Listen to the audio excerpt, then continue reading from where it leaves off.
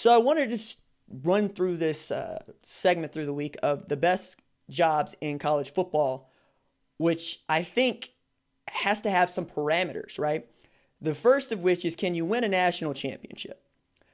And what does it take to win a national championship? Well, you need to be in the top 25 in revenue, right? So that's going to put a number of schools on the back burner. You also need to be able to recruit a top 10 class, because those are the classes that are most likely to not only win you a national championship, but get you in the running to win a national championship. And then in the modern era, have you won a national championship since the BCS was invented? So what you're really talking about is a narrow group that includes Power 5 teams, but not all Power 5 teams, right? Like, we're not going to include Kansas or Kansas State in this list of jobs because, one, revenue, and two, top 10 classes, right? Even as they play in the Power 5 Big 12. But I really think the place to start right now would be Ohio State. And the reason that I say that is, one, you will make a ton of money by being a football school. Two, you have consistently put together top 5 recruiting classes and shown that you can recruit nationally. You don't have to just depend on your area, Ohio and or Michigan. You can go to Florida, as Urban Meyer showed that he could do. You can go to California to get guys like CJ Stroud. Or you can stay right there in Ohio and get guys like Jack Sawyer out of Pickerington in Ohio, who is the, number 1 defensive end recruit in the country, and I believe the number 2 overall recruit in the 2021 class. But also, you're going to have an athletic director that believes that the value of their athletic program is football first, but football second and football third. Gene Smith makes no bones about that. You also have a fan base and an alumni group that is going to throw as much money as they possibly can behind winning a national championship. And because of the tradition of that place and how great they have been in the Big Ten, the last, I want to even go back 40 years. And the way that folks talk about how good Texas could have been, should have been, or was, Ohio State has just been there. And they consistently are able to do this with not just Urban Meyers and Jim Tressel and Woody Hayes, but now with Ryan Day. Because as we get toward this space where we're in Alabama and Clemson fatigue, Ohio State is ascending. And they are ascending because they can spare no expense when it comes to their football team and how great they feel about winning at that level. It's also a great job because you're going to have a longer leash, right? You're going to be allowed to lose 2 or 3 games in a season, and you're going to also be playing in a league that is not watered down, but you're challenged in your division maybe every other year. You're not challenged every single year in your division. It's either Michigan State or Penn State or Michigan. Lately, Wisconsin kind of wants to be included, but not really in the West conversation. But you don't really worry about Minnesota. You don't really worry about Iowa. You don't really worry about, my goodness, you go down the list of Big Ten teams, anybody, right? In the grand scheme of things, because you are the Ohio State and this is your conference. So you also have a path, not just to a conference championship, but to the playoff if you don't get, beat by 30 by Purdue, right? Mayberry, sticking with Ohio State on this, seeing what they've been able to do with the recruiting class and seeing what they're willing to pay their assistant coaches, I got to include that squad or that job as a top 5 program, probably right there at number 5.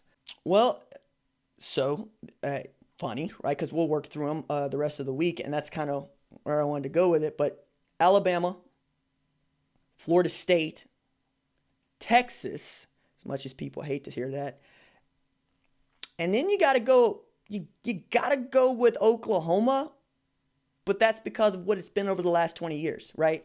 which is in a position to win. It's hard to say that Oklahoma isn't a destination job. One, because Barry Switzer made it into one, even as Bud Wilkinson gets more credit for that than sometimes I think he should in the age of TV. Because as much as we love Bud Wilkinson and we love that 47-game win streak and we love that he is the reason that OU football has the foundation that it has, Barry Switzer made it sexy. Barry Switzer made it fun. Barry Switzer made it cool to be an Oklahoma Sooner, right? To run an offense that was built around a quarterback and a couple of backs in the backfield, and everybody else, you just go block,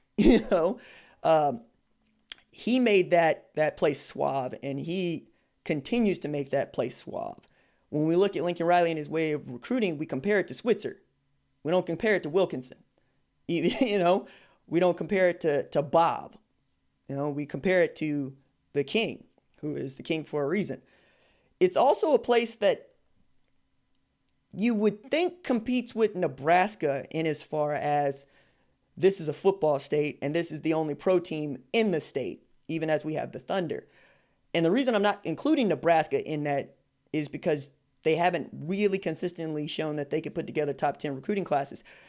But Nebraska is also just it's a monster waiting to be awakened. And the way that people say you can't keep Texas down forever, I'm going, well, Texas does a good job of keeping itself down, even as they secure top 5 recruiting classes and make more money than anybody else in college football. It's Nebraska that everybody should be worried about, because as soon as Scott Frost figures this thing out, because they're going to give him time to figure it out, that's going to be all it is, right? Because people show up to Nebraska football games even when they suck. That's not something that was true when OU was playing, right? And they sucked. I mean, there are people that remember being there in the years in which, Blake wasn't everything that everybody thought he was going to be. Gibbs doesn't get enough credit for how good he was. And Schnellenberger was Schnellenberger. But still, the stands weren't always full. They sell out the spring game at Nebraska in years where they're not going to be very good, right? They give Scott Frost a tremendous amount of leeway to try to get things going in the right direction.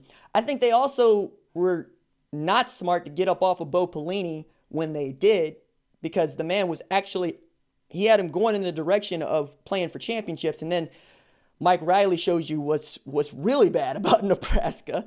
And you got a Bill Callahan stint in there. But that was the team that I was thinking about ranking in the top 5, but I couldn't based on what they've been the last 10 years as far as recruiting. But when they had players, when they have Ndamukong Suh, they have an opportunity to win.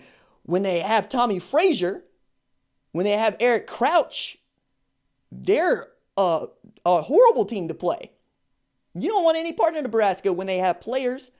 And I think that's what Scott Frost has been missing. Now, I think he'll get them. And I think he's going to have them believing in themselves in the way that he had that Central Florida team believing in itself when it won a Peach Bowl against Auburn and goes undefeated. But that was the one that I was kind of hesitant about, because I don't know if it's the 95 team that's just in my brain right now and what Tom Osborne was able to do.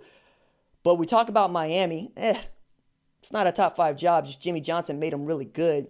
And then Larry Coker was able to pick that back up years later.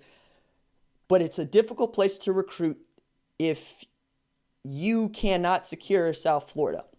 You can secure South Florida, you can do anything you want. But it's a private university, so they're going to have their own academic standard. They're going to think about themselves outside of football before they think about themselves as a football school. Tad Foote made sure of that. He didn't like Jimmy Johnson being the head coach because football was so important. And he was going, yeah, football is important. Football is how you fund the university. Well, we fund the university by having great students and having a great alumni base. Sure. I'm sure that doesn't hurt, but if you have the opportunity to be a football school, be a football school. Go generate revenue. Go make money. And any place where where you're not gonna have that ethos, I don't think is a top 5 job for a head coach, right? So that was And I think getting to the next four is easy.